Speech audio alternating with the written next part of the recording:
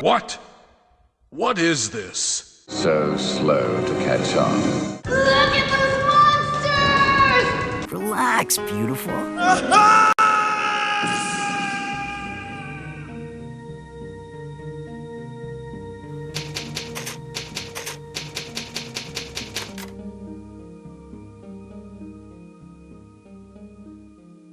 Hello everybody and welcome to Typewriter Sessions Field Report. So this is our first episode of this. This is just a little sort of spin-off of Typewriter Sessions where we are just going to sort of round up some of the news and some of the theories of, you know, upcoming titles and everything else.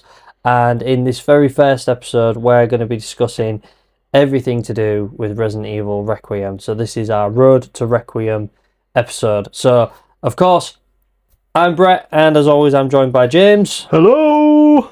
And yeah, this is it. We're on the hype train, aren't we, James? We are. I mean, we're riding that hype train right out of that tunnel with a big fiery explosion behind us. Yeah, boy. Yeah. Resident Evil 2 style. But yeah, I'm really excited for it, and you know, we're recording this on the 8th of Feb, and I'm hoping to get it out in the next couple of days. So we're still a few weeks out. We are. But can't come around quick enough. Actually, you know what? I think that's unfair because I think like it's come around really quick. Yeah. I mean, it feels like from that sort of first official announcement, it feels like it was a very fast turnaround. I guess like we're used to nowadays games being sort of like hyped for years in advance. I mean, it's, you know, pretty common now that you'll get your first look at the whatever, you know, the sort of summer, not E3 conferences or at the Game Awards. You might get, you know, like 3 years advance that something's coming. So the fact that we got less than a year's 100%. It was announced at the Summer Game Fest. June 6th, 2025. Yeah. So yeah, like barely, not even 9 months. Yeah, from announcement to release is pretty incredible.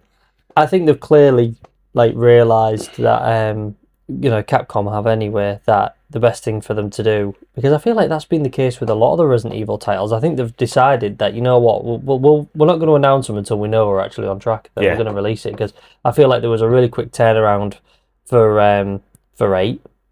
For the remake of 2 and 3, remake of 4. Yeah, I feel like, you know, by the time they were announced, they said they were coming, and I was like, we're not going to get it that quick, and then we did. Yeah, you know, so I think it's been a really quick turnaround. So yeah, it's going to be released as you know, if you're listening to this, you'll likely know when it's going to be released. But February 27th, it's coming to all formats: PS5, Xbox XS, PC. It'll be available over Steam and on the Epic Game Store, which I think is a first. If I remember rightly, which is why they're doing some sort of collaboration with Fortnite. So I think we'll touch on that shortly.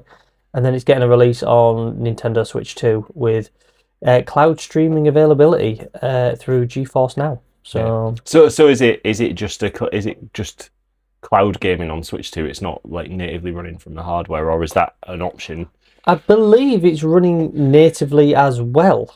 Oh, okay. So is it maybe just like higher performance from cloud streaming? Yeah, potentially. Because I remember that when they released the other games on the original Switch, they were cloud-based, weren't they? But apparently they ran quite nicely. Yeah, because I know there was just in the past few days, there was a little sort of Nintendo Direct, wasn't there? And they sort of reported on the Switch 2 port, and a lot of the press outlets in the past few days have you know, been releasing sort of videos and articles saying how like really impressed they were with just how well it was, because they were showing Pragmata off as well in Switch 2, weren't they? Yes. And they were saying both that and Requiem were like surprisingly sturdy ports. I mean, the Switch 2 is a jump up in hardware performance and power. I don't know. It might very well be a case of it's only available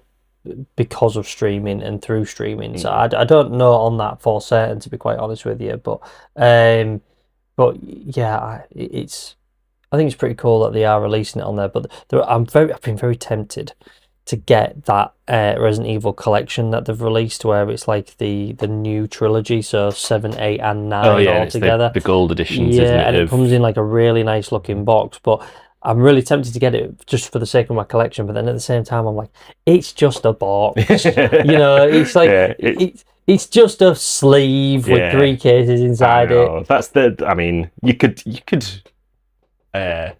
throw that argument at any physical edition of a game now, unless it's a real like deluxe edition that comes with all kinds of gizmos. Yeah. Every sort of, if you're buying a boxed game now, it's ultimately just a box with a plastic disc in it that is. Yeah. It is. It is. But if you want to be that much of a pessimist, but yeah. I mean, it's true. It's true, and I do. That's why I am sort of really toying with getting it, because I don't necessarily feel strongly that way, but then at the same time I'm like, it's a lot of money for something that I'll already own. I guess it depends if you think you'll make use of it and actually play the Switch versions. Well, I won't. Well, there you go. Well, there you go. That's your answer to that conundrum. If you don't think that's you're going to put to bed. You see, and that's the thing. I just don't think I would. I'd literally have it just for the sake of having it on the shelf, and that's why I'm like, but then. But at the same time, it'd be really cool to have that on the shelf, because that's one of those I can imagine being quite rare. Yeah, Nintendo have this tendency. Many of them. Yeah, Nintendo don't put things into print for a very long time, do they? No. And nearly everything that they release tends to have a very short, like, production span. Yeah, got to keep those prices up. Yeah, Nintendo know what they're doing. Yeah. So obviously we've got the protagonist in this one being Grace Ashcroft, who's an FBI analyst, and she is being sent to investigate some murders. And the name Ashcroft is a returning name from a lesser-known explored title, being Resident Evil Outbreak. Yep. Her mum being reporter Alyssa Ashcroft. Now, I can't help but feel like this is all a bit of a red herring, because there's been a lot of theories going around about what that first monster was that we saw. Yeah. And there was theories that it was maybe Lisa Trevor that's further evolved, having escaped the mansion and sort of living in the ruins of Raccoon City. But then there's also theories that it's some sort of tortured, imprisoned, mutated Alyssa Ashcroft. There are.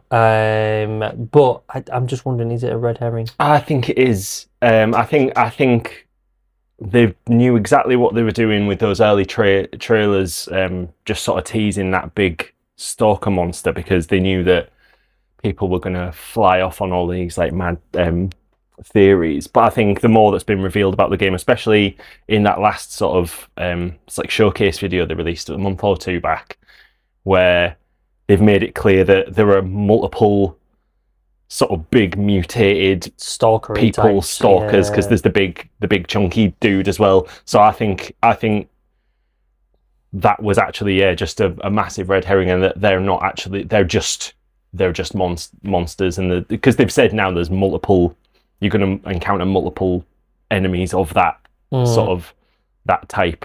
Yes, and I think this is it, and I think they knew exactly what they were doing by using that Lisa Trevor sound effect from the original Resident Evil remake sound. Like, I really do think they were like, let's get people talking. Yeah. The more people talk about it, the more it's out there on social media. It's free publicity for the game. The more people talk about it, and I do feel like this whole thing is a red herring. Do I think that Alyssa Ashcroft will make a return? I don't know, actually. I don't know. I feel like, for the sake of the story, Alyssa will be dead, but I think her part in it will be pivotal to the plot. Is there?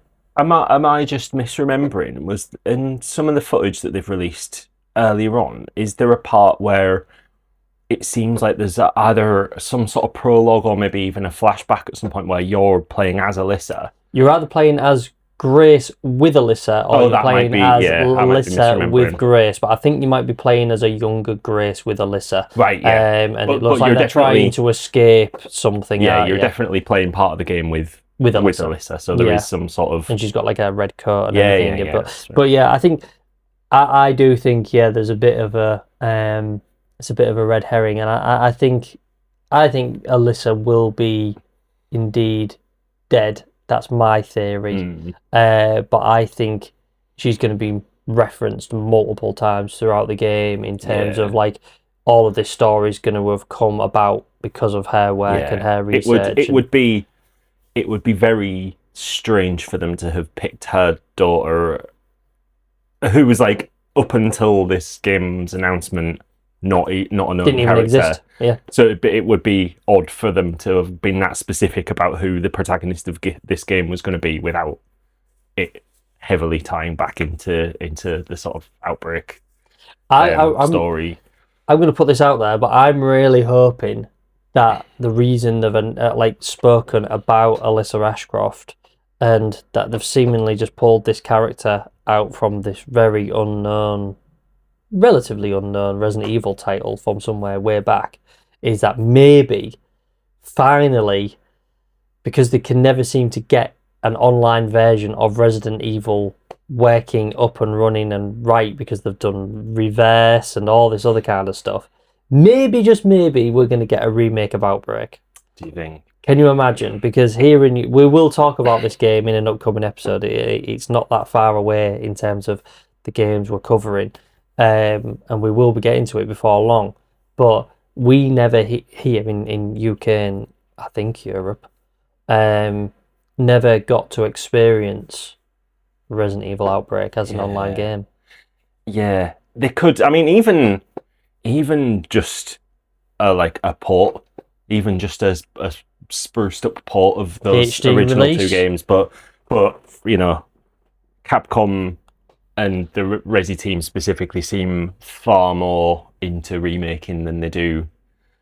I mean, look how long it took them to port just like the original trilogy onto modern consoles. I mean, it shouldn't have been a big deal that, you know, Director's Cut 2 and 3 got dumped onto PS Plus last year, but it was because they just held onto those games. So it seems like they'd be far more likely to actually do a full remake than just give us access to. But yeah, I think it'd be interesting to see if we'd get some sort of... I kind of feel like it needs it. I mean, we've got the infrastructure now for really good online gaming, as we know. And I think the whole concept of Resident Evil Outbreak running as a remade game now would be great. And I'm just hoping that the reason they've decided to link back to this very, you know, unless you're a relatively big Resident Evil fan, we've got this character that's been referenced from a game that was very much forgettable. So hopefully they've done it for a reason. It's very much a strategy. Maybe. Well, they've, you know, we know they've usually got multiple games in sort of various processes of production. I mean, think at some point they must have had 7, RE2 remake, RE3 remake, and Village all in some form of like planning and production at the same time. Definitely 7, 2, and 3 must all have been simultaneous, because there was only like 3 years in between the releasing. So. I was going to say it's definitely 7, 2, and 3. You know, even if Village was just in some sort of planning. Yeah, I mean, Village must have overlapped 2 and 3, if not, but you know, Biohazard. But they were definitely working on. So I don't think it would be a stretch of the imagination to think that there's at least a couple of more projects like being worked on. I mean, it's a fairly good bet that the sort of rumoured Code Veronica remake is going to be announced at some point. Well, yeah, I mean, we're talking about like 30th anniversary type stuff. I mean, this is going to be the year of Resident Evil announcements, I think, and you know, what better time to do it than when it's you know, we were talking in the last episode where we were just talking about Resident Evil 3 Nemesis Part 1, and we spoke about like how at that stage when Capcom was wanting to capitalise on Resident Evil and have multiple projects on the go at any one time, well, yeah, I don't think it's that much of a stretch to think that even with the money and the ability that Capcom has to produce games now, that they won't be doing the same thing now. Yeah. And I think, you know, we keep talking about remakes, well, the two that keep getting thrown around are Zero and Code Veronica, and I think of those that needs a remake more than any, it's got to be Code Veronica. You know, I mean, me replaying it, it hasn't aged as well as what Zero has, and Code Veronica is definitely more in need of a remake. It's definitely stuck in that early 2000s of like where films are. They all look like a John Woo film, you know. It's very evocative of its time. Yeah, very much so. It was, and when I was playing it, I was just like, oh my god, it's like it really is like just a time capsule, and not necessarily in the best way either. So it's definitely in need of it. I mean, I've still got great memories of Code Veronica, and I still do think it's a really, really great game. But yeah, when I was playing it on my YouTube channel, I was just like, yeah, it's actually not that great anymore. You know, it's really, really in need of a spruce up. So I really hope that is the one that they do next. Yeah, I think it will be. I've seen as well a lot of, and this feels more like sort of wishful thinking on the part of a certain faction of the fan base. A lot of sites reporting recently that like a 5 remake's coming, but I don't know whether that's just I don't know whether that's just people following the path of logic of being like, they did 2, they did 3, they did 4. No, we'll do 5. No, we'll do 5. Yeah, I think that might be some of it, but I don't think we're ready for a remake of that yet. But I have seen a lot of that sort of theory pick up some traction recently that they're going to remake it, and I know that is it Roger Craig Smith, the voice actor of Chris in that one? I think that's his name.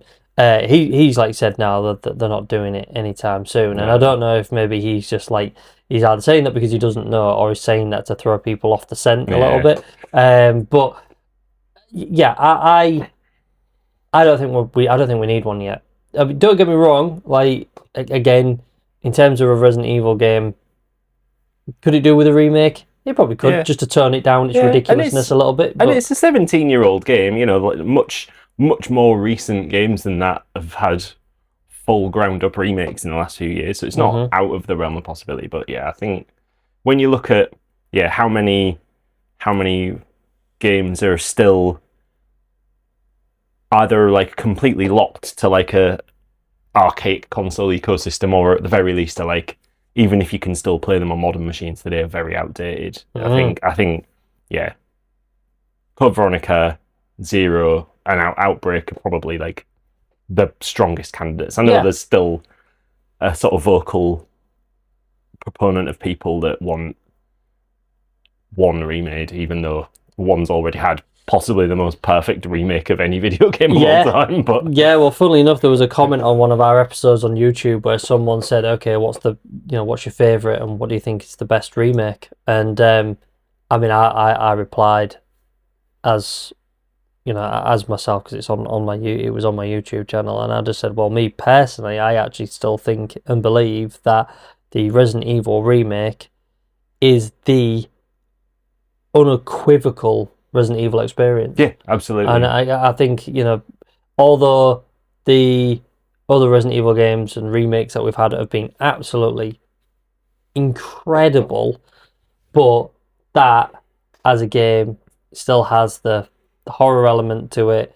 It's still tense. You've got that incredible item management. You don't know, unless you've played the game a lot, should I say. You're just like, well, I don't want to go through that door in case I'm going to encounter something that I'm not prepared for. Like there's a boss fight in here and blah blah blah. It's just the perfect Resident Evil game. It is, and it still looks beautiful as well.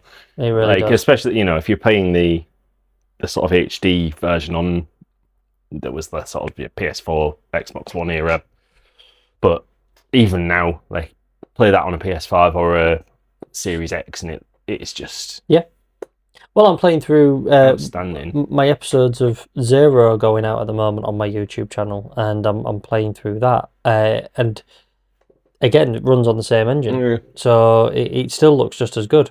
and it still looks fantastic. And you don't play it thinking, "Oh God, this is an old game."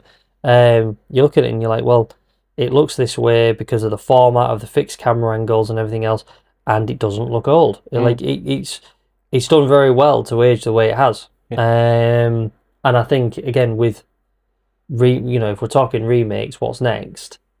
Then I think they would be better served remakes. I think Outbreak, because we need to fill that void of a Resident Evil Online experience. Because they keep trying to find ways of doing it, and nothing really seems to. Because what have they tried? They tried Reverse, didn't they, or something like that? Yeah, there was Resistance. Resistance, that was the other one. And what was that? Abomination's Umbrella Corps. Oh my God, yeah, that was right, wasn't it? That I mean, I don't even know if that's still up and running now. I mean, I never even played it. I'm fairly sure. I think even Reverse is either just had its server shut down or is just about to have its server shut down. Yeah. I think I installed Reverse, and I don't think I ever loaded it up. Yeah.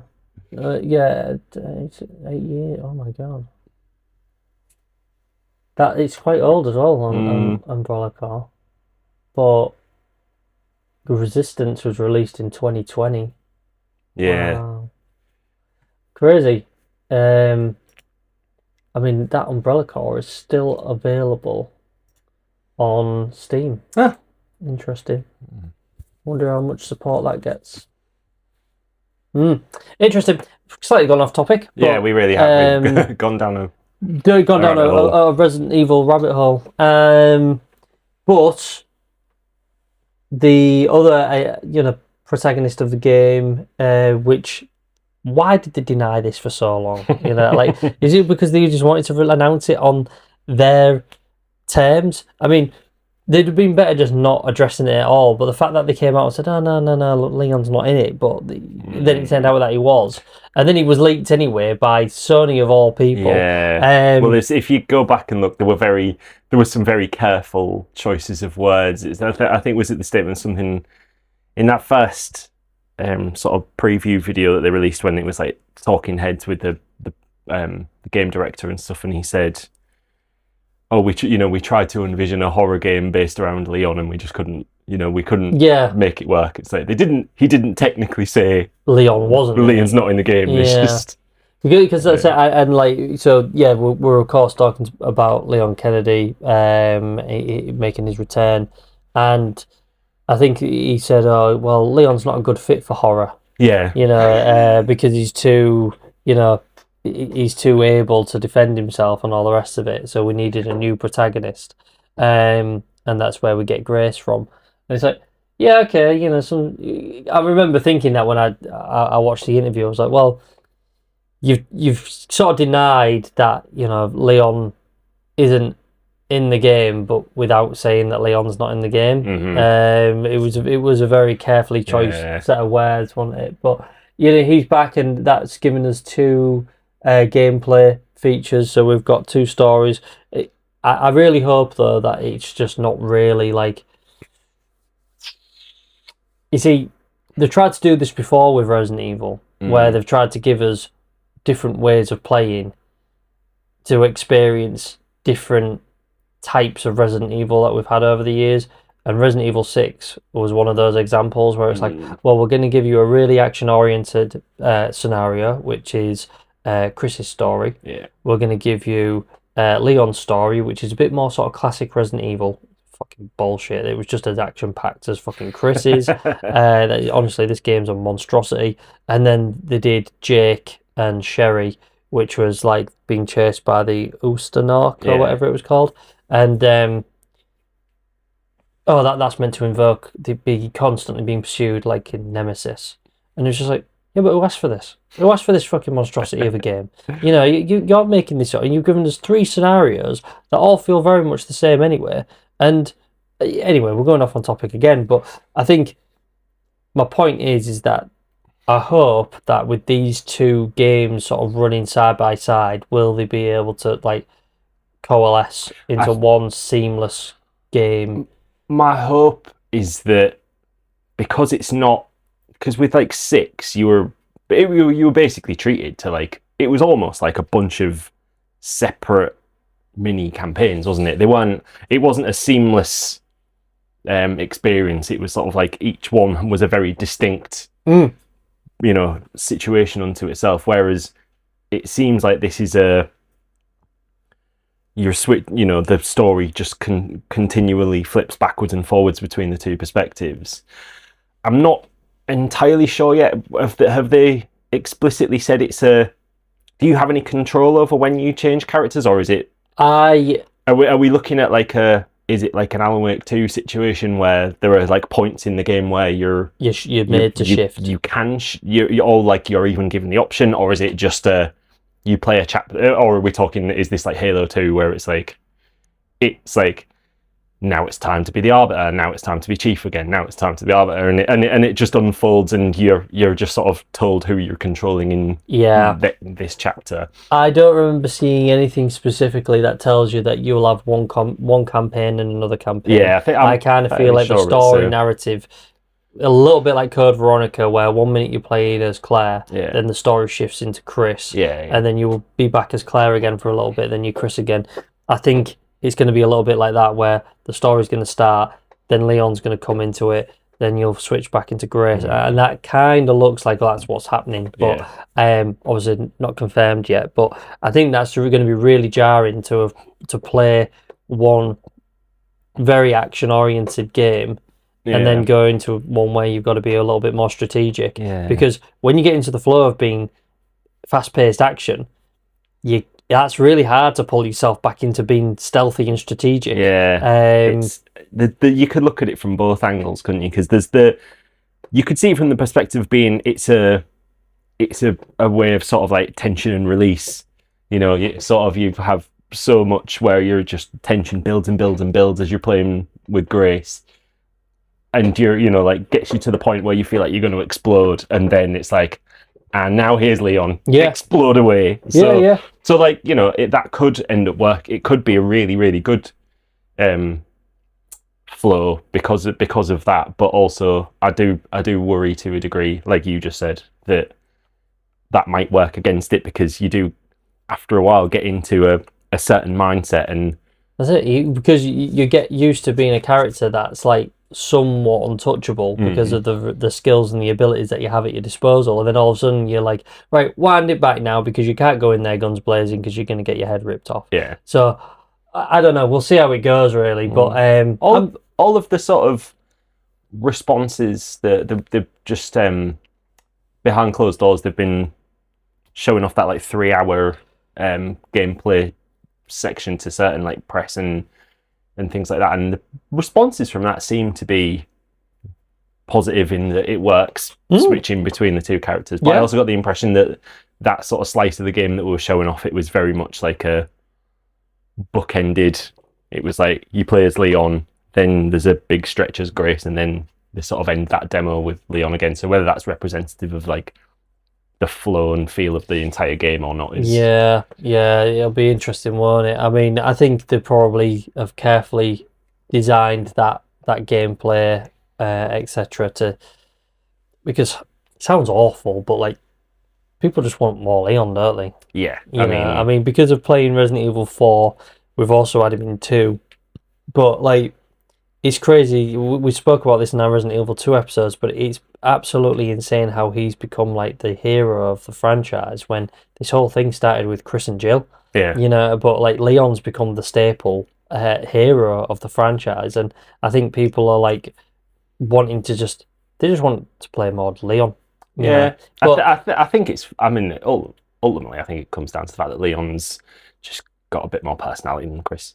He's a pretty boy. He was a bit of a moody, but still like kind of funny. Whereas Chris, I think, is a bit more. Well, he's just like the GI Joe. He's just like generic military guy. That's it. I think Leon is a bit more kind of relatable in the sense of like all being. Can you imagine being put in a situation where you're way over your head? With you've got no idea how to experience, like navigate through this like this horror or whatever, and he's he's the rookie, isn't he? So I think people like that journey that they've got with Leon, that he's gone from being just this rookie cop to this extremely proficient agent, special agent, veteran, and the skills he's acquired along the way, like Liam Neeson. Yeah. Also, never underestimate the power of a Backstreet Boys haircut. Absolutely not, because he can still rock it in his 50s. Yeah. Bearing in mind, he's like in his 50s by the time this game's coming around, and he's still never let that emo fringe get stale. No, he can still do it, and he's probably the only person ever, even though he's not a real person, but the fact he's the only person that can still do it, and he's doing it. So something interesting as well from that footage that you just mentioned is that the zombies look as if they've got like behavioural traits as well. Yeah, this is an interesting new, and I feel like, and we'll get onto this like in more depth in a little bit, but I feel like this gameplay mechanic was something that recent live action trailer was kind of birthed from, is this notion of like the zombies having a remnant of who they were, and there's still a sort of nugget of memory like tucked away there. They've still got this like shadow of consciousness of like what life was before they died. Yeah, it's weird, isn't it? It's very, very interesting that this. I was speaking with Claire actually. We was talking about this whole Resident Evil Requiem thing, and I said, like, how is it that we've never thought to go back to Raccoon City before? Like, it's not like a nuclear bomb was dropped on it. It was a thermobaric bomb. So it's not like the whole place was irradiated. No. That you couldn't return to it. So why have we never revisited the remnants and the ruins of Raccoon City before? But now you kind of think to yourself, well, actually, it's probably a great time to take it back there with it being 30 years, because we're going to go back to where it all started and all the rest of it. But what's happened in that kind of time? 30 years is a long time. So, like, what's happened in that time for whatever's managed to survive? Yeah. And the idea that the zombies or whatever have continued to evolve as a result of the T virus and things like that. It's going to be interesting to see how that actually works out, or maybe it's something completely different. Maybe some of the things that are there are what they are because it's a strain of something new. Possibly. Is there has something been said about there's this? Forgive me for getting the name, but the new sort of the villain that's been introduced in the trailers, the guy with the big goggles with the goggles on. And that it seems like he's basically like taking advantage of this sort of in-universe notion that Raccoon City has just been like left to rot, and he's basically using it as his own Victor Gideon. That's Victor the one. Gideon. Yeah, he's basically taken advantage of that and using the sort of ruins of Raccoon City as his like testing grounds, basically. Yeah, that's it. I mean, it's not a bad like it's not a bad idea, is it? This idea that this is now my playground. Like it's been completely left alone, and I can do whatever I want here. Particularly because there are Lord knows how many like massive hidden underground labs. Well, that's I mean they had the big one underneath it, but where they're getting smaller like outposts or something like that. I mean, this is something that just talking about, like, is it a new virus that they've used on these zombies which seem to have some level of intelligence? Is they reference it in the trailer, Elpis. Oh yeah. So is that like something new that is why these monsters and villains are zombies are the way that they are? I don't know, it's an interesting concept that we still don't really know a lot about, isn't it? But yeah, I think a bit of a plot thread that's not really ever been followed up on is this whole thing with Wesker's son Jake from Resident Evil 6. We were just talking about that a minute ago, but do you think it's weird that that's never been followed up on? Because he seemed to have some abilities, didn't he? Like latent abilities. He seemed to be quite fast and quite strong, didn't he? But we've never Wesker's always had some sort of ties to Resident Evil, even when he's never been in the games. Yeah. But that's never really been followed up on, has it? No, it hasn't, and they've not, they've directly referenced Resident Evil 6 in some of the promotional material, and it's mostly in relation to Leon and like where this game takes place in the timeline. But the fact that they've like gone out of their way to bring up 6 again, just as we were talking about how it can't just be a one-off coincidence that they've brought up the Ashfields again and the Ashfords, sorry. Ashford, yeah, and that sort of ties to Outbreak. So maybe in referencing 6 in the promo materials, they're sort of laying the groundwork for more plot threads from 6 to be pulled back in. Because I suppose, like, if you consider the sort of Ethan Winters games as, canonically they sit fine in the timeline, but they're also taking place kind of off to the side somewhere. I agree, yeah. It feels like Requiem is like the true more sequel. a sequel to that sort of first 6 games.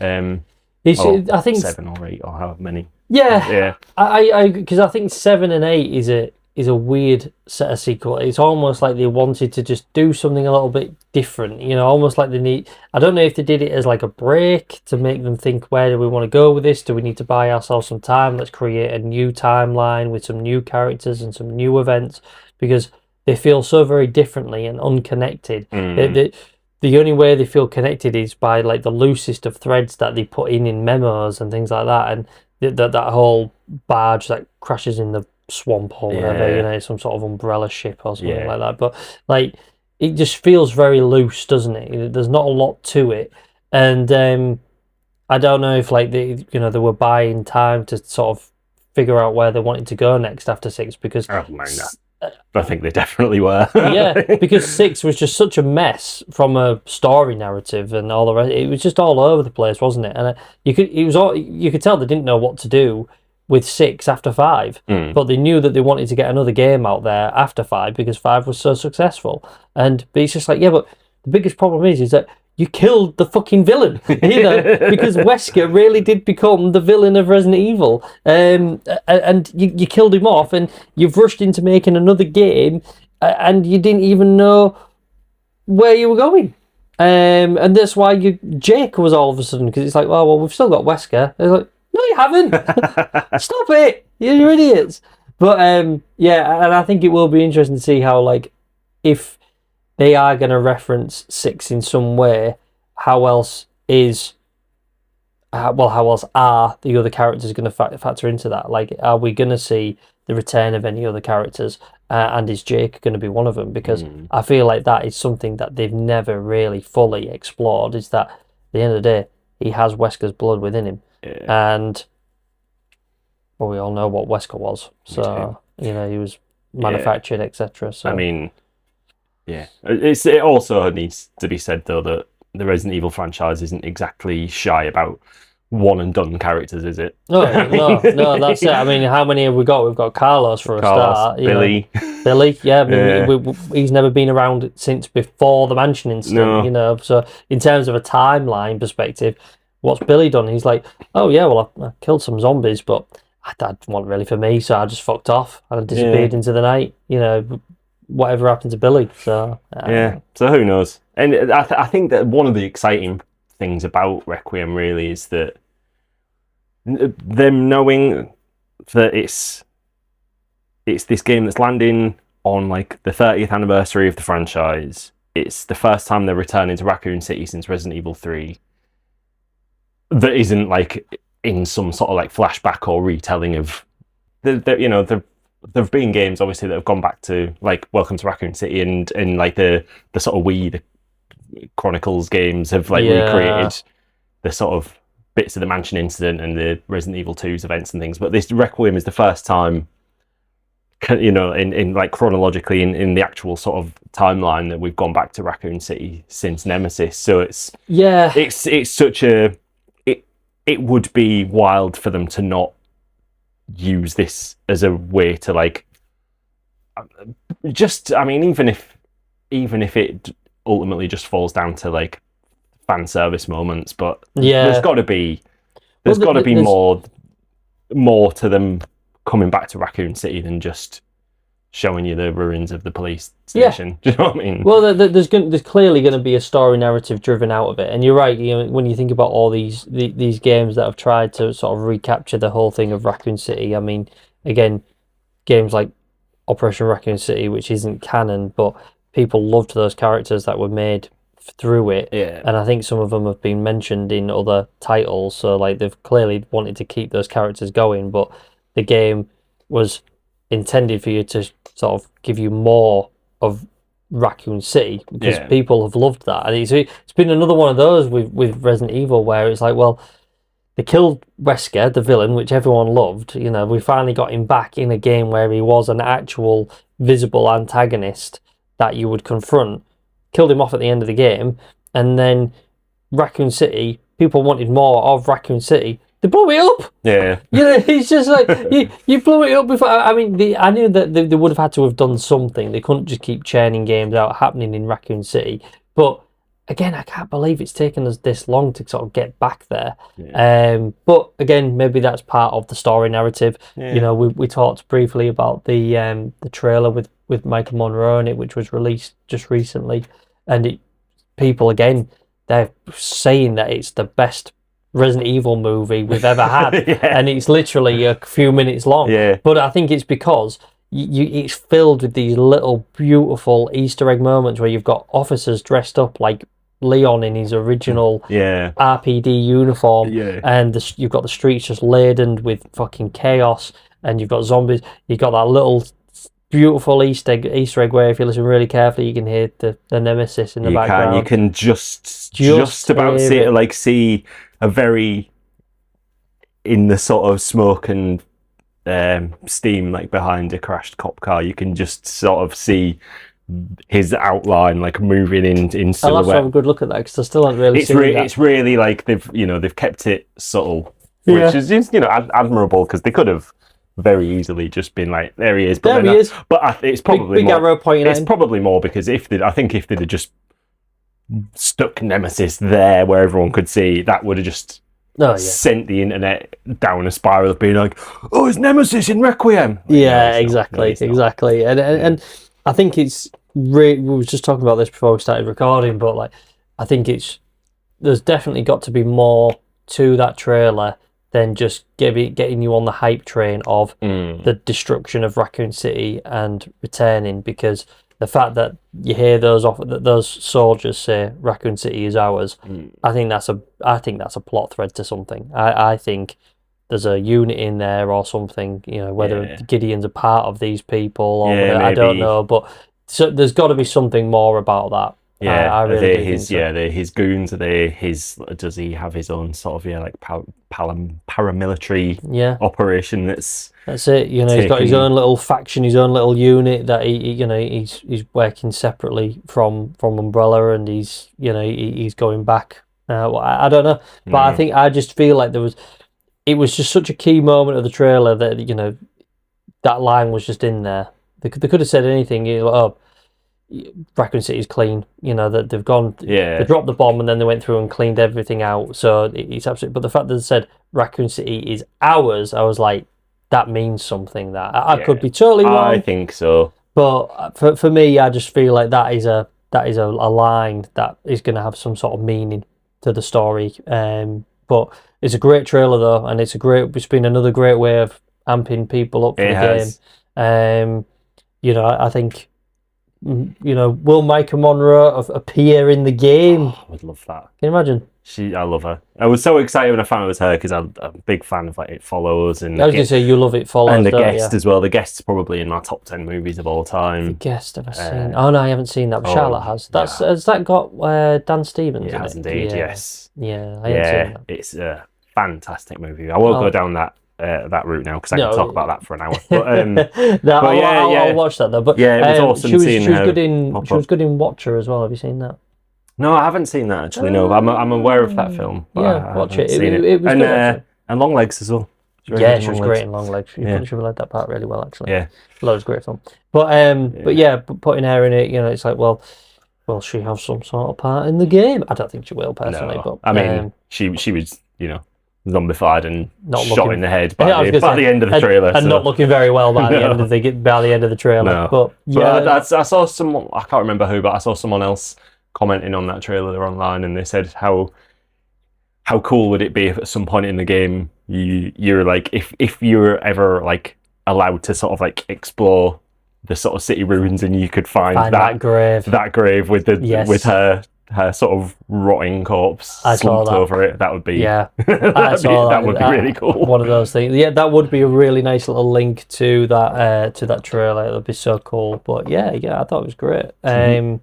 We've obviously got to talk a little bit about some of the weird and wonderful gameplay mechanics, like the crafting with the blood crafting. With the blood crafting, that's a little bit weird. Yeah, it's. I guess it's just sort of a new. I guess it's a way that you can make a physically very fragile character have power without just loading her up with rocket launchers. Give her more guns. Because Grace, not to take any assumptions, but I think the message they seem to have been sending us about the game is, when you're playing as Grace, the whole point is that she is very, she's obviously a capable person. She's she's an FBI agent, so she's not. Well, she's an analyst. She's she's not a field agent, but she's not. She's a smart cookie, but she's also like, a relatively, just a regular young woman. She's not. She's not got military training. She's not. These are our assumptions of a female's capabilities. No, not at all. Just in what these are what they've said to us. They've said that the idea behind Grace was that she was the sort of like the meek, sort of weaker character that would, in these circumstances, would be scared and wouldn't have the ability to defend herself like a character like Leon would. Yeah. So it's. I think it's the whole idea of the crafting thing is a way of giving her that edge against stronger characters. Yeah, very much so. It means that she can do serious damage without her suddenly being able to wield giant weapons and do cartwheel kicks. And do Hadoukens and shit. Exactly. But and I think it's cool. I think usually whenever there's any kind of sort of on the fly crafting mechanic, I know Resi's usually it's to do with herbs. Yeah, herbs or like ammo crafting. But this is just, I guess it's just a new take, and it's one of those systems that you look at and you think, oh, is that gonna be another complication for me? And I'm within like half an hour of playing, I'm sure you'll just stop thinking about it, and you'll just like exactly, every other sort of like crafting system they've ever had, it just becomes part of the flow, and you'll get into it. And but I mean, obviously we've also seen, in terms of gameplay mechanics, Leon's capabilities. So I mean, he's got these fucking axe. He has tomahawk. That you need to keep sharpened. So we've got that, and then he's got more environmental based attacks as well, hasn't he? So you can like prop people up against walls and stomp their heads. Smash their heads into furniture and things, and also pick weapons up. That's it, like the chainsaw on the floor. Which is that's very new, because Resident Evil's always been about you find your weapons in very specific locations in the games, and that's sort of it. The Magnum will be in this locker, the shotgun will be and the fact that now someone's going to drop something. This idea of sort of being able to pick up presumably like limited use weapons on the fly is it's a very interesting new. I'm looking forward to that. Yeah, I think it's going to be a very action oriented version of the game with Leon, but hopefully it will be done that it's not too over the top, that you don't feel overpowered. That the enemies will still prove a good enough and right amount of challenge. So and I'm assuming I'm assuming that when you are able to do things like pick chainsaws up and things like that, they will be timed. You'll either, they'll have limited fuel in them, so that it's not like you pick a chainsaw up and now you've got a chainsaw for the rest of the game. It's like you'll have it for the rest of that encounter and then probably have to discard it again. Yeah, I agree. Yeah. Something I think we sort of skipped over when we were talking about the sort of notion of the dual protagonists earlier on as well was the dual perspectives that you can play the game from. That's just what I was coming to next. Yeah, about gameplay mechanics is that, so not only have we got two protagonists, we've also got two perspectives in terms of how you play it. So you've got that easy switch at any time with either character between first and third over the shoulder perspectives, and that's sort of like bridging that gap between modern or recent takes where 7 and 8 were first person, and then the remakes that they released 2, 3, and 4 being over the shoulder. Like Resident Evil, the original Resident Evil 4. So interesting. It is interesting. The thing that I'm sort of interested to see how it feels is that it very much seems like, from everything that's been said so far, that we're fully given the freedom to play the game however we want, but it seems like they're suggesting that the optimal way to play is Grace in first person, Leon in third person. That kind of felt like... Which makes sense individually, because we know that Grace's portions of the game are leaning more into the sort of Resi 7 vibe. Horror, Whereas obviously Leon's just, Leon's Leon and is very much post Resident Evil 4 Leon. Yeah. Which makes sense individually, but as a game, is that going to feel, if you play the game the way that they've sort of envisioned it, it's going to be quite jarring, shifting between first and third person.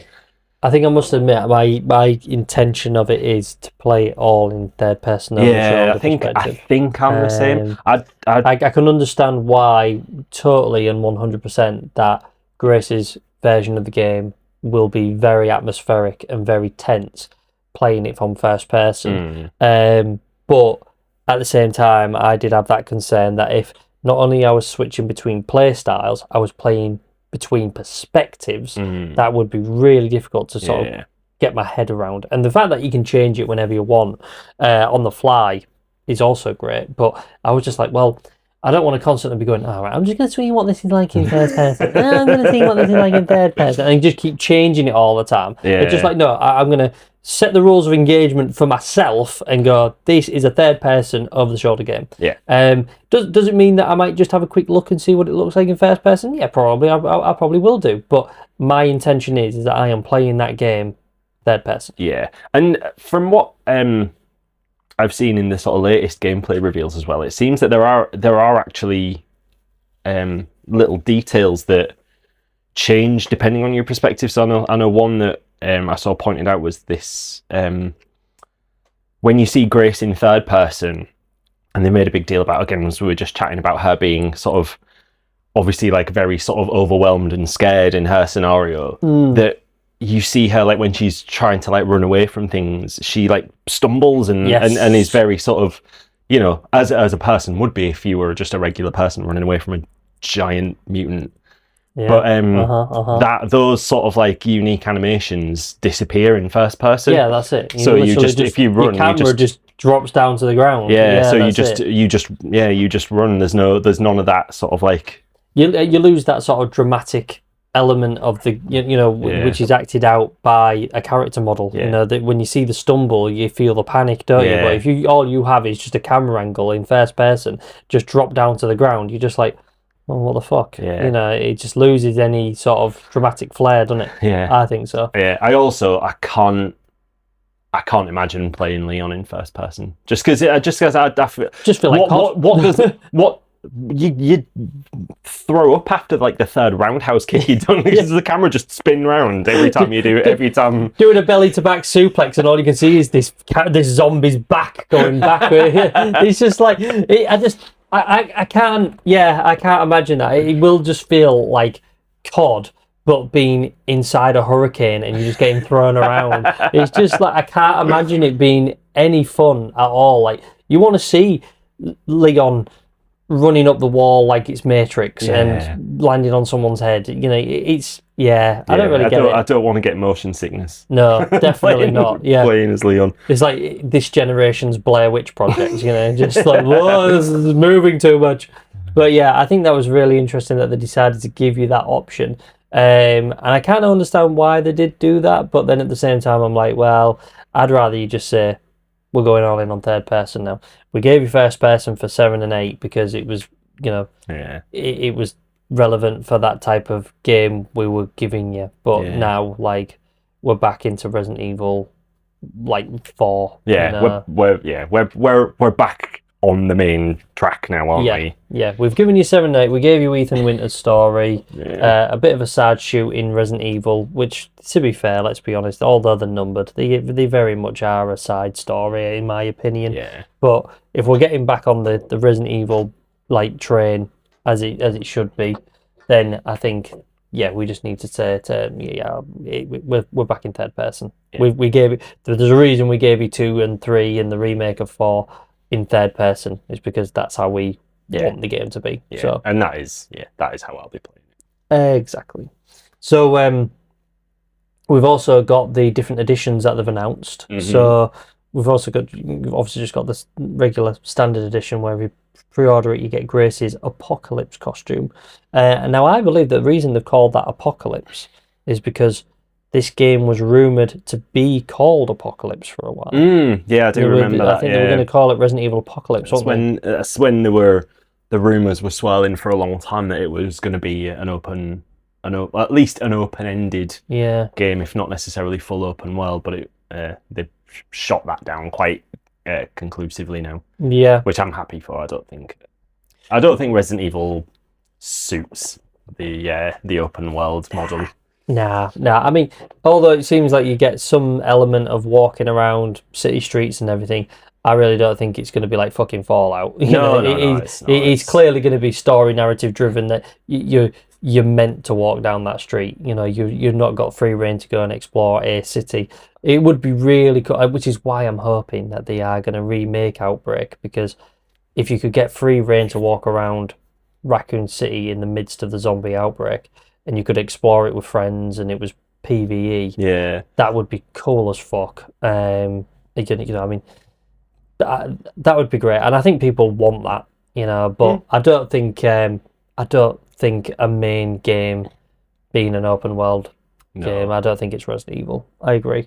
So you get Grace's Apocalypse costume, and then we've also got the deluxe edition, which is everything that you get in the standard. So it's just the game and Grace's costume, but you also get 5 additional costumes, which is some, both for Grace and Leon, and they're like pulled from Resident Evil Village, and the film noir variants. So there's a few different things there. You get some screen filters and some weapon skins, some charms and some audio packs. Although I never use those. No. And some additional in-game files, which give you some pack outs of the lore and things like that, so that'll be interesting.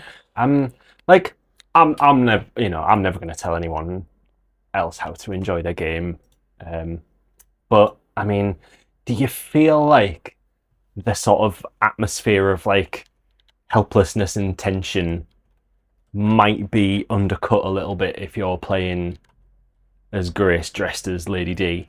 yeah, that's it. I mean, like, you all of a sudden might not maybe feel as threatened. Running around in a big floppy hat and that's it. You're certainly not going to be able to take it as seriously. No, definitely not. Yeah, I know there's a long history of silly alt costumes in Resident Evil games, but I don't know. It's just I always feel like it's sort of at least for a first playthrough, it sort of undercuts the intent of the developers. It's like, why go to all this effort of creating this very specific atmosphere and then be like, oh, but you can also dress Leon as a 1920s gangster.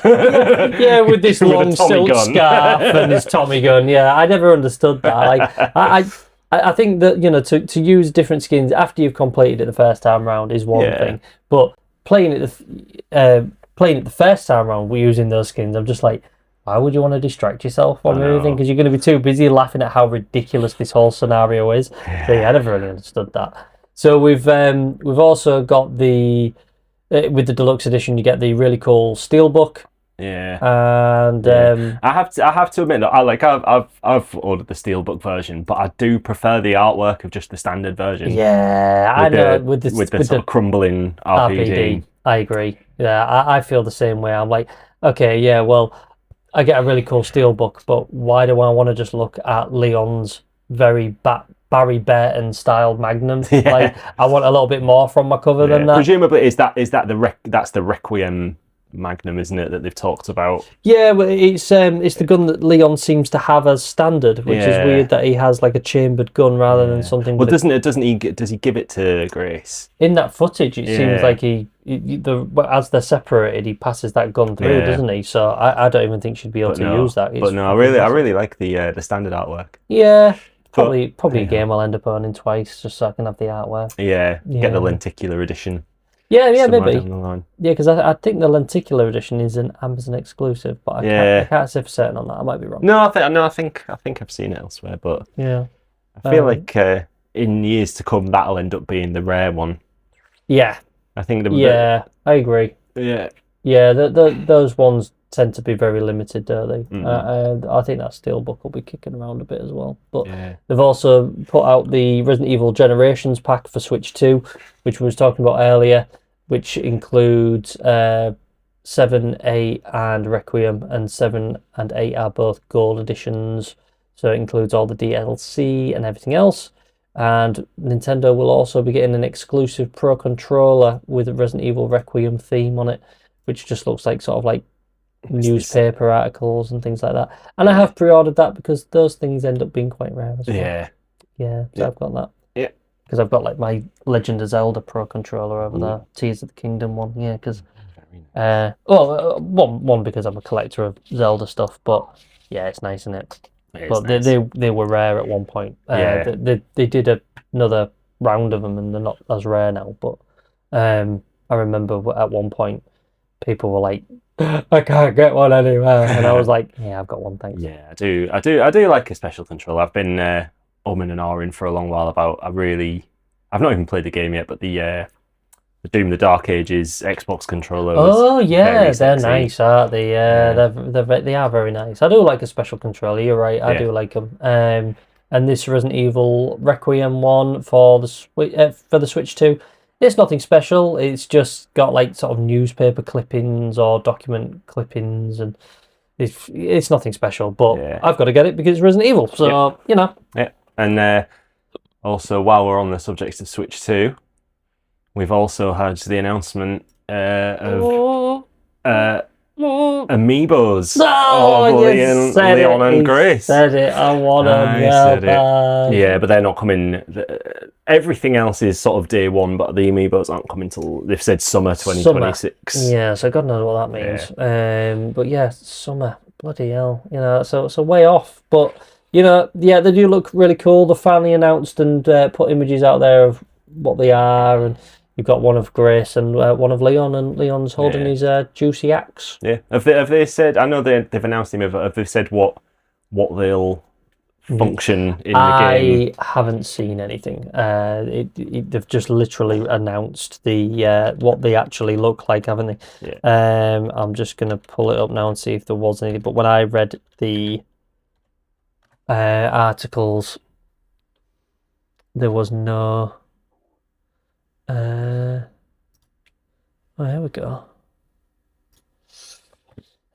So, alongside a whole of exciting updates, first look at Leon S. Kennedy and Grace Amiibos.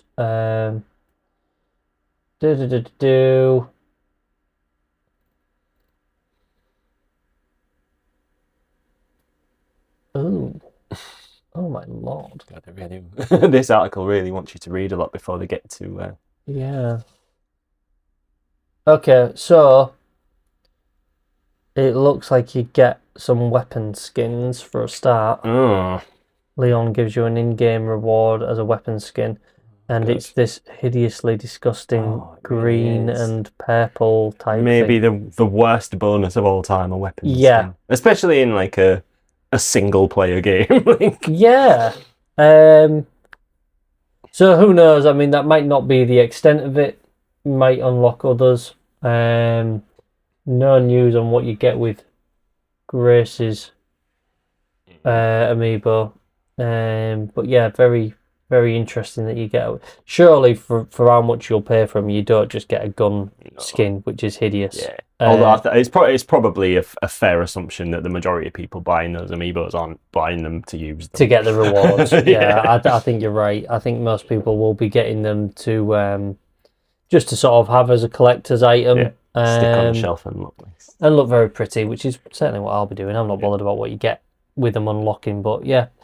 So yeah, we get the amiibos coming as well. So we've got some really cool stuff coming in terms of what you can actually pre-order and what's going to be released. In terms of merchandise, seeing as we've just touched on amiibos, we might as well talk about the other merchandise, which is just absolutely bizarre. And I don't know who this is really appealing to, but first of all, they're doing a Porsche collaboration, a real well partnership with Porsche. Sees a custom KN Turbo GT designed for the game, appearing as Leon's personal vehicle in Requiem, a first for in-game branded automobiles. I don't know if this is actually going to be a version of the Porsche that you'll be able to buy, but that is a collaboration that they've done. However, the one thing that we do know that is a collaboration and will be available to buy is that they are doing a series of Hamilton watches, limited edition real watches inspired by in-game timepieces, which will launch globally with only 2,000 units available, blending fiction with collectible reality. Now, is it nice? Yeah, I mean, I'm not a watch wearer myself, No. but for me, it's a piece of fancy jewelry, and it's not really my sort of bag. But is it pretty cool? Yeah, it's pretty cool. How much is it going to be? I don't fucking know, but it's probably going to be a lot. Oh yeah, they're not going to be. We're not going to be talking like Casio prices here, are we? No, definitely not. It's going to be a few quid or a few bucks. So yeah, I think they're going to be pretty spenny, and I won't be getting one, sadly. No. Unless No, that's one for the for the Uber collectors. The elite class of Resident Evil fan. Yes, to which I salute you, sirs and madams, because I certainly will not be getting one, even though I do consider myself to be somewhat of a hardcore Resident Evil fan. But I will not be able to afford one of these watches, no doubt. If you do, well done on yourselves. I'm very proud of you, and you have my respect. Yep. So yeah, and then we've obviously already talked about the Switch controller. We've already talked about the amiibos. I think the next collaboration, which isn't physical, however, it is very exciting, and I'm hoping it means that they're going to bring back some of the other Resident Evil themed items that they've done, is a Fortnite collaboration. So because this is going to be the first Resident Evil game to be launched on Epic Games, they are doing a series of Fortnite exclusive themed items for those that buy Requiem through the Epic Store, but presumably they'll also be releasing things that you can actually You would think buy. so. Yeah. I didn't actually realise. I mean, I'm still fairly new to Fortnite. Really, I play it every so often, and I only started playing it a few years ago. And Resident Evil's already had like a number of collaborations. I mean, with... at this point, what pop culture franchise hasn't had a Fortnite? John Wick's on it, which kind of makes sense. But yeah, I mean, they recently just did The Office. It's mad, isn't it, that everything has pretty much appeared on Fortnite now. So it only makes sense. You can play Fortnite as Chapel Ronan now. Yeah, that's it. Which I'm surprised your missus hasn't wanted to play it. Oh my god, she's a big fan of Chapel Run. She is. She's not really a gamer though. Yeah. So, but you never know if anything's going to drag her in. That's exactly what I was just about to say. You might think that would draw her in. I know Charlotte was straight on it as soon as she saw it was announced. She was like, "Well, I've got to get it. I'm skint, but I've got to get it." Yeah, I'm not really a Fortnite guy, but I have to admit when they added Alan Wake into it, that was very tempting. Oh, I bought it. Did you? Yeah, I bought it. I did. Did you get the Alan Wake Dead by Daylight stuff as well? You know what? I didn't actually, because that was sort of one of those games where I was like, if I ever go back to it and play it like I used to play it a lot. If I ever go back and play it, I probably will. Yeah. Just so I can say I've got it. Because I have got the Resident Evil Dead by Daylight stuff. Yeah. Just because of being such a massive Resident Evil fan. And I am a big Alan Wake fan as well. But then, I did think to myself, do I just get it? So I know I've got it. So if I ever do go back to it, it's not going to have That's the feeling, isn't it? It's like, I might not play this ever. Yeah. But I know that could. I know that I have it, and I can do it if I want to. But I did get Alan Wake for Fortnite, and it's a cool skin. So yeah. Anyway, so of course we've covered everything else. I think the last thing that they did announce though was the symphony orchestra.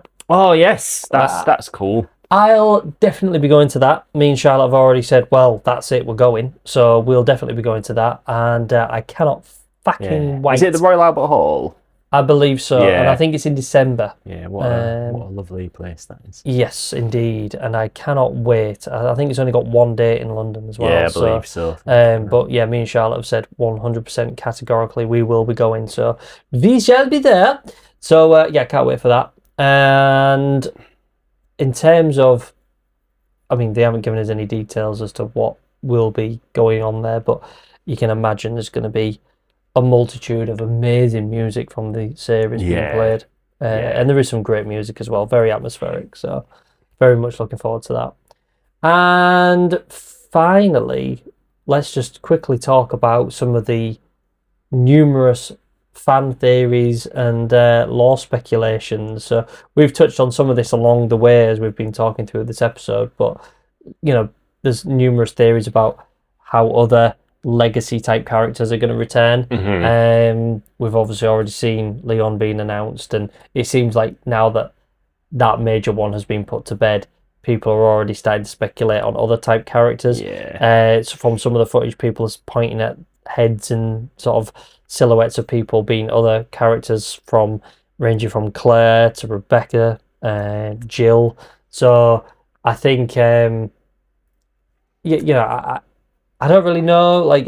It seems like bringing Leon back, that other characters would at least make some sort of appearance. I was very much of the opinion that once, they were being sort of silly and secretive about Leon for a while, but I think that in making a big deal of finally announcing him, even though everyone had already figured it out anyway, I think it was a little bit of look at this hand. Yeah. So you're not looking at what's happening over here. Yeah, let's just get it announced. I think the Leon hoo-ha is definitely going to be, I mean, not misdirection in the sense that there's going to be another main protagonist of a game. I think I think very much now I'm pretty certain that we're going to be playing as Grace and Leon, at least for the vast majority of the game, if not every minute of it. But I think I would not put money against any of the sort of main legacy characters that have direct ties to the Raccoon City trilogy. I would be amazed if we didn't see some, if not all of them. It kind of feels like a full circle moment that the main key characters would make some sort of appearance, whether these are in cutscenes or whatever. I feel like we need the Jill, game together. Claire, again. Grace, Rebecca, Bazza's gotta get Bazza in. Yeah, come on, Baz. Yeah, you've not been up to much. I know you're about 1,000,000 years old, but will we see a yet again resurrected Wesker? Who knows? I am glad you said that, because I did wonder, is there going to be some way that they're going to try and shoehorn Wesker back into this? I kind of wish that they would. At the same time, it's kind of like if they did, it'd just be ridiculous, because if he can survive that, then this guy's impervious. Well, not that invincible. Not that it's something that a lot of Resident Evil fans really like to discuss, but there was a very prominent plot point in the short-lived Netflix Resident Evil series that revealed that Wesker basically just had a series of clones of himself. Yes. And that is, as much as that show is quite maligned, I quite enjoyed it personally. But I haven't seen. I didn't think it was terrible. I mean, it took some broad swings at Resident Evil lore, but I think it was an interesting little sort of thing unto itself. It just depends on how married to everything having to be exactly how it is in the main game's canon. Your enjoyment may vary, but I do think that particular thread could be something. It could be something. Yeah, well, the talks in other games have talked about the Wesker children, haven't they? I mean, Spencer brought that up in Resident Evil 5 for a start, and then that started this whole thing, because, I mean, in Revelations, Alex Wesker is the villain. So we know that there were other Wesker children. But as for a clone of Albert Wesker, who knows if he will make a return, but kind of feels like it might sort of undermine the villain being Victor Gideon if we have Wesker turn up. But then at the same time, is Gideon just another red herring? I mean, you know, look how heavily the marketing for Village leaned into Lady Dimitrescu, and then she was literally the first boss fight in the game, and that was it. Done. Exactly. And we didn't have any idea about Mother Miranda until you get sort of quite deep into the game, really. Yeah. So that, you know, there's nothing to say that won't be the case again. That's it. It seems like they've sort of shown their hand quite early on about all this with Victor Gideon and everything else. So who knows? It could be another one of those where it's, okay, Gideon's the one that gets things moving, but he's not the true villain of the game. So who knows? We've obviously already mentioned about some of this to do with the people in the soldiers in the trailer with Michael Monroe, that they said, Raccoon City is ours. You know, is that BSAA? Maybe you know, we don't know if is that BSAA that's somehow making strides into becoming villains themselves. Don't know who they are. Again, we've said that they could be Gideon's men, or I don't know. Anything's possible. It is. And that's the excitement, isn't it? It is. It is. They could do anything. And clearly, you know, we've got a lot to dig into with Grace and her background, with Alyssa and all the rest of it. So we've got lots to sort of figure out there. So undoubtedly, all of that's going to be going back into the history of Raccoon City. So yeah, we'll see. Well, we've got a lot to unpack still, haven't we? And we're just not going to know now. It's just the countdown that we've got to let tick out and tick down until we get to the main release. Well, what, about 2.5 weeks away now? Yeah, it's about it. Ooh. Oh my God, why is it here? We just need it. So yeah, it's obviously, this is just about Resident Evil 9. It's a really big year for Resident Evil with the 30th anniversary. We've mentioned it numerous times, so we've got more field reports to come at you. These episodes will just be sort of as and when we have something to say, but with a year like this, I'm sure we'll have quite a few field reports. There'll be others where, like we sort of touched upon earlier on, it'd be incredible to not have another game announcement before the year's up. There's got to be, a couple of games announced, I reckon. They've got to get 9 out the way, and then they'll drop numerous other ones to get excited about while people are still on that momentum of 9. Indeed. So, and also when we get towards the back end of the year, we'll have the Zach Gregor movie. coming out as well. Yeah, for better or worse, we'll just have to find out. I mean, we're all still desperately waiting for a true Resident Evil movie that we can be proud and happy of. We are. I mean, I loved Weapons. I loved Barbarian. So yeah, the guy's got my attention. Yeah, I agree, and I'd like to think that if anyone could do it, it'd be him. But then when you find out that it's not even like it's this own self-contained story and everything, it's like, why can't we just have a good adaptation of the source material? Yeah. Because it's all right there for us. I just don't understand why we can't have it. It's all we want. It's not much to ask for. Anyway, before we get on that one, I think we should probably leave it there. So, yeah, lots to look forward to. We've unpacked a bit here. Again, this is all just a bit of a summary of what's been announced. If you've got some thoughts and theories, drop them in on our Instagram page, which is at Typewriter Sessions. Easy enough to find. Drop us a message. Let us know what you think, and we'll maybe we'll try and cover that theory in another episode. Let us know what some of the thoughts and theories. that were floated around and whether or not some of those paid off and panned out. It'd be good to see if it'd actually be good to do like a retrospective episode of this and say, well, we had some people say this was their theory. They were way off. Yeah. And then some people who might be like, whoa, my God, how did you see that coming? Yeah, I think it's fair to say one way or another we'll have at least one field report where we'll be sort of doing a dive into Requiem post-launch once we've both had the chance to really get our hands blast dirty. through it. And yeah, I agree. I think that'd be probably our next field report. So yeah. probably drop one in the middle of March, I reckon.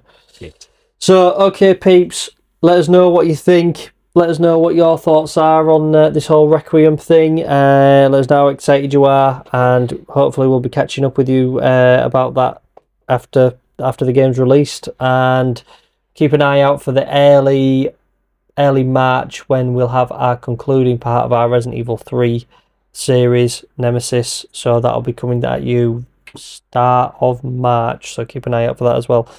And until then, anything else, James? I don't think so. Okay. I'm just very happy to be here. Yes, me too. Me too. Okay, right. Cheers, guys. I'm going to say goodbye. James is going to say goodbye. Goodbye. And we'll see you soon. Bye. Bye.